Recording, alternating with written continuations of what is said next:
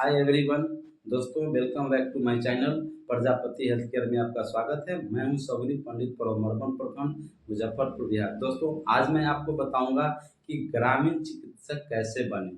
जी हाँ दोस्तों, सब लोगों को मन में जिज्ञासा होती है, इच्छा होती है कि हम भी डॉक्टर्स बने, हम भी लोगों को उपचार करें, हम भी लोगों को इलाज करें और होना भी लाजमी है। तो आप डॉक्टर्स बनना चाहते हैं तो उसके लिए आपको नीट क्वालिफाई करना पड़ता है, आपको डॉक्टरी पढ़ाई करना पड़ता है, तब जाकर के आप डॉक्टर बनते हैं, एक रजिस्टर्ड डॉक्टर बनते हैं और लोगों को उपचार करते हैं। लेकिन मैं ग्रामीण चिकित्सक, जिसमें बहुत ही कम और न्यूनतम दर पर आप ग्रामीण चिकित्सक बन जाते हैं। साथ ही साथ आप जब किसी अस्पताल में आप ज्वाइन करते हैं तो आप सीखने के साथ साथ कुछ पैसा भी आपको अस्पतालों से मिलता है और आपको उस पैसा से आपको घर का कुछ खर्चा निकल जाता है, कुछ अपना भी पॉकेट खर्च निकल जाता है और आप कुछ सीखने का भी मिल जाता है, जो बाद में आप सीख करके ग्रामीण चिकित्सक का कार्य करते हैं। तो आपको ग्रामीण चिकित्सक बनने के लिए आपको क्या-क्या सीखने की ज़रूरत है? तो दोस्तों, नंबर 1 है कि आपको हॉस्पिटल जॉइन करना है। क्या करना है? हॉस्पिटल जॉइन करना है।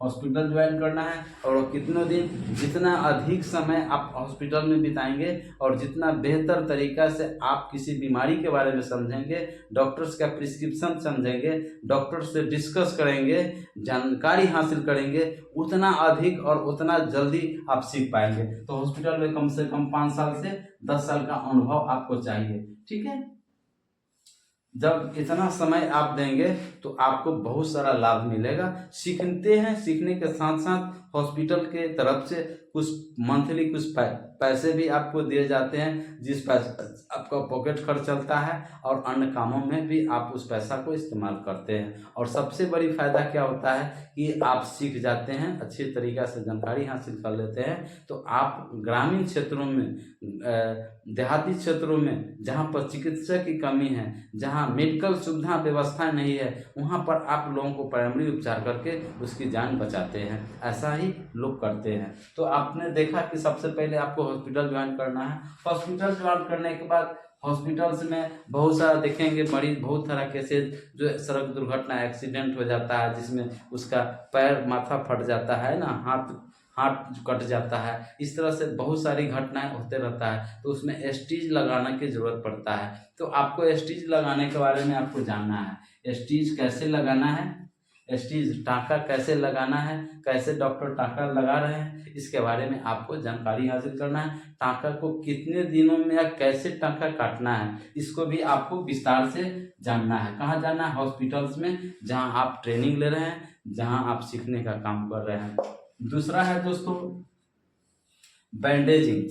अगर किसी पेशेंट को हाथ टूट गया है ना, या पैर फट गया या हड्डी टूट गया, तो उस हालत में आपको प्राइमरी उपचार में लोगों को आपको उसको स्टेज करने के लिए आपको पीओपी स्लैब लगाने की जरूरत पड़ता है। तो पीओपी स्लैब कैसे लगाया जाता है? जिससे कि उसका हड्डी ठीक हो जाता है, ज्वाइनिंग आ जाता है और दर्द पीड़ा कम जाता है। क्योंकि आपको याद रखना है कि आपको अस्पतालों से सीखने के बाद आपको प्राइमरी करना है। तो प्राइमरी करने के लिए आपको सीखना है कि कैसे पीओपी स्लैब लगाया जाता है, कैसे प्लास्टर होता है, इसके बारे में आपको सीखना है।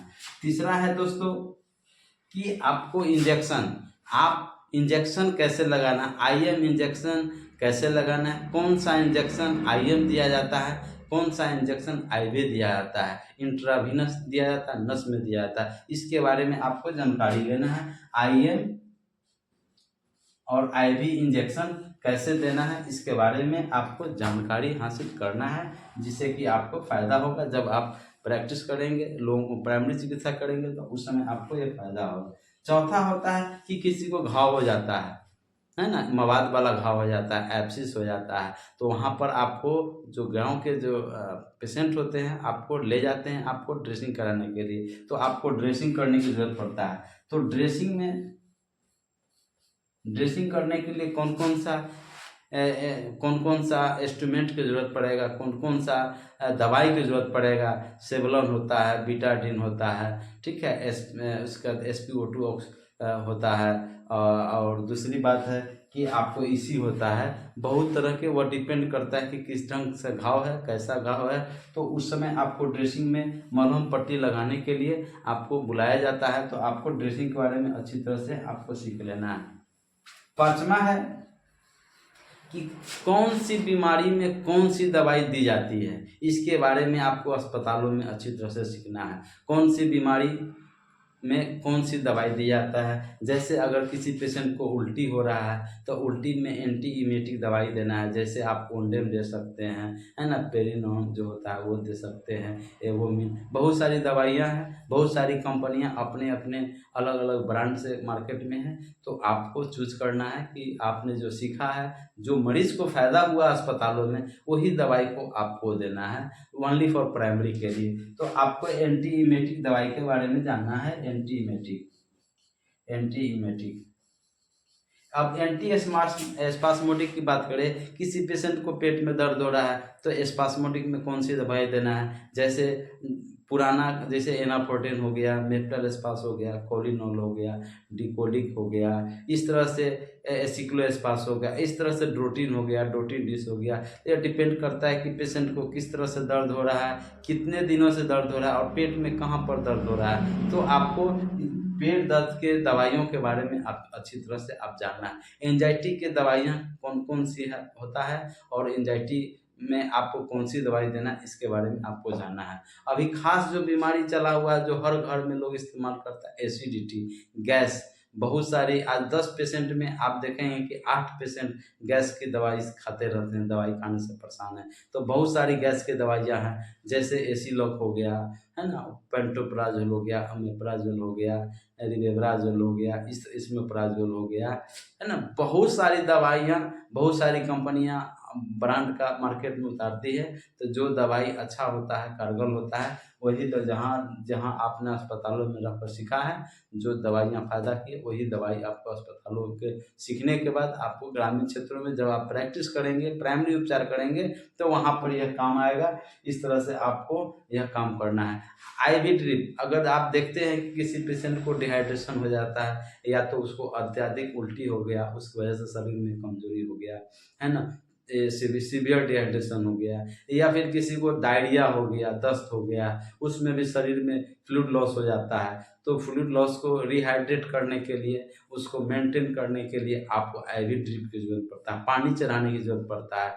तो पानी, बहुत सारा मार्केट में पानी की बोतलें होती है, जैसे आरएल होता है, डीएनएस होता है, 5% होता है, D10% होता है, एनएस होता है, फ्रुक्टोडेज होता है। इस तरह से मेट्रोनिडाजोल, जो कि एंटी डायरियल आईवी फ्लूइड है, वो सब होता है ना, टिंडाजोल होता है। तो ये आपको वहाँ पर अस्पतालों में आपको सीखना है कि कौन सी बोतल कौन सी बीमारियों में डिहाइड्रेशन को पूरा करने के लिए उसको आपको देना है। तो ये अस्पतालों में आप डॉक्टर के संपर्क में रहेंगे तो आप सीख पाएंगे। याद रहे, आप सीखेंगे कब, जब कोई डॉक्टर्स के संपर्क में रहते हैं और रुचि के साथ डॉक्टर्स के पुर्जा को समझना है, पेशेंट का जो हिस्ट्री है उसके बारे में समझना है। तब आप जाकर के पहले बीमारी के बारे में जब समझते हैं तो निश्चित रूप से आप दवाइयों के बारे में आप अच्छी तरह से जान पाएंगे। अब बात करें वाइटल 5 होता है TPRBP। अब दोस्तों मैं बतलाता हूँ TPRBP क्या होता है। TPR और BP, और 5वां होता है SpO2। टी का मतलब होता है टेम्परेचर। किसी पेशेंट का पहले नॉर्मल एब्नॉर्मल जान, जैसे नॉर्मल टेम्परेचर होता है 98.5 डिग्री फ़ारेनहाइट। अगर किसी को है तो उसको बुखार नहीं है, उसको नॉर्मल है। वही आपको 100 हो जाए, 100 डिग्री फ़ारेनहाइट या उससे अधिक हो जाए तो उसको फीवर हो गया, पायरेक्सिया हो गया, उसको फीवर हो गया। तो आपको नॉर्मल और एबनॉर्मल जाना। टी वाला टेम्परेचर हो गया। PR होता है, PR का मतलब पल्स रेट। एक आइडियल जो पल्स होता है, जिसको हम नाड़ी की गति कहते हैं, वो 72 होता है। यानी पल्स अगर 60 to 90 अगर है किसी को, तो आपको नॉर्मल जानना है। इसमें घबराने चिंता करने की जरूरत नहीं। अगर 60 से नीचे आ जाएगा तो बहुत खतरा की घंटी है, अधिक हो सकता है। उसमें भी आपको अच्छी तरह से आपको जानना है, वाच करना है। BP नॉर्मल आप जानते हैं कि 120/80 होता है। तो 120/80 अगर आता है तो आपको नॉर्मल है, परेशान होने की जरूरत नहीं है। अगर वही BP 160/110 हो जाए, 100 हो जाए या फिर 110 हो जाए, 170/190 हो जाए, इस तरह से बीपी अप डाउन आपको हो तो हाई बीपी हो जाएगा, हाइपरटेंशन हो जाएगा।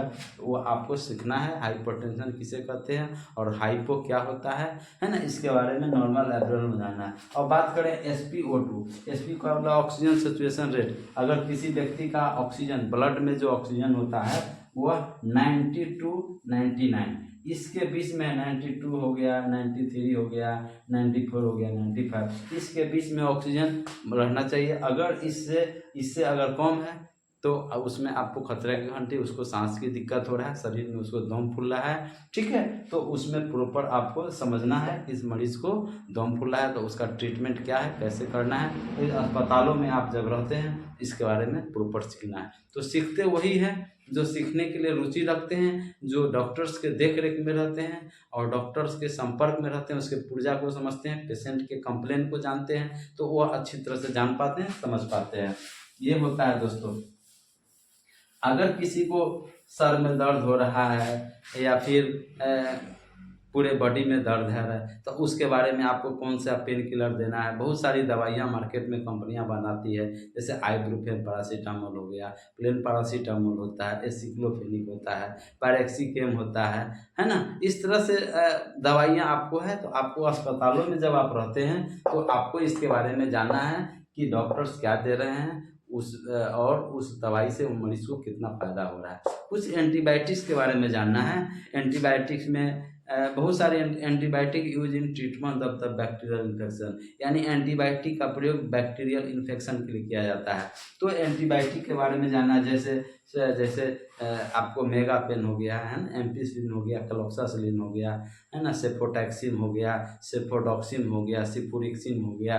इस तरह से बहुत सारी दवाइयाँ एंटीबायोटिक्स है जो कि मार्केट में उपलब्ध होता है। तो उसके बारे में आपको जानना है कि कौन सी दवाइयाँ किस बीमारियों में देना है एंटीबायोटिक, जानना है। कुछ बैक्टीरिया होता है, वायरल होता है, वायरस होता है, पैरासाइट होता है, फंगी होता है। इस तरह से बहुत सारा इन्फेक्शन बॉडी में हो जाता है, तो उसके बारे में भी आपको बेहतर जानकारी हॉस्पिटल में आपको रखना है। तो इतना सारा जानकारी अगर आप हासिल कर लेते हैं तो आप निश्चित ही आप लोगों में प्राइमरी चिकित्सा आप गांव देहात के क्षेत्रों में आप कर पाएंगे, जैसा कि लोग अभी करते हैं। लोगों में इतना याद रखें कि आपको प्राइमरी चिकित्सा करना है और कोई भी आपात स्थिति आता है या पेशेंट का सीवियर कंडीशन हो जाता है तो वैसे हालत में आपको क्या करना है, सरकारी अस्पतालों में आपको पहुंचाना है, रेफर करना है, या फिर जो रजिस्टर्ड डॉक्टर हैं या जहां मेडिकल सुविधाएं की प्रॉपर व्यवस्थाएं हैं वहां पर ही पेशेंट को भेजना है। आपका एक ही उद्देश्य होना चाहिए कि पेशेंट की जान बचाई जा सके। पेशेंट की जान बचाना आपका कर्तव्य बनता है, बल्कि आप ही का नहीं, सबको कर्तव्य बनना है। यहाँ तक कि डॉक्टर से लेकर के आम जनता सभी को अपने अपने तरीका से जान बचाने के लिए कोशिश करना चाहिए, जिससे कि रोगी की जान बचा सके। इसके साथ साथ डायबिटीज़ के बारे में, डायबिटीज़ में कौन सा पानी चढ़ाना है, कौन सा पानी नहीं चढ़ाना है। बहुत सारी दोस्तों दवाइयाँ हैं, बहुत तरह के रोगे हैं। हम बहुत सारा रोग कितना बतलाएंगे, जितना बताएंगे फिर कम पड़ जाएगा और बहुत सारा लंबा वीडियो हो जाएगा। तो मैं अभी मैं समाप्त करता हूं। दोस्तों आशा करता हूं कि आपको इस वीडियो के माध्यम से कुछ न कुछ सीखे होंगे, नई नई जानकारियां आपको मिली होगी। तो अगर आप मेरे चैनल में नए हैं या फिर पहली बार आप मेरे चैनल से जुड़े हैं और वीडियो देखे हैं तो प्लीज़ लाइक करें, सब्सक्राइब करें और वीडियो को अपने दोस्तों में, अपने मित्रों में, अपने कम्युनिटी में शेयर करें, जिससे कि लोगों को जानकारियाँ हों। और अगर कोई हेल्थ सेक्टर से जुड़ना चाहते हैं, ग्रामीण चिकित्सक बनना चाहते हैं तो यह वीडियो उनके लिए काफ़ी महत्वपूर्ण है। तो आप सभी को वीडियो में बने रहने के लिए, अपना कीमती समय देने के लिए बहुत बहुत धन्यवाद। Thank you very much.